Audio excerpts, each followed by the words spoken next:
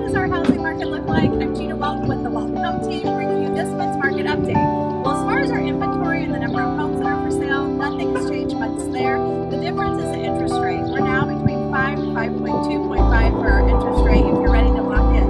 What difference does that make to you as a buyer? For every full percent the interest rate goes up, your buying power changes by 10%. So if you were approved for a $300,000 house, your state mortgage payment will now be for a $270,000 house. Curious on how that impacts you and the value still in buying and selling or investing in real estate? Give us a call today. Gina Walton with the Walton Home Team, bringing you this month's market update from Ranch Bar Plaza with the new Meat Mitch barbecue right behind us. Check it out.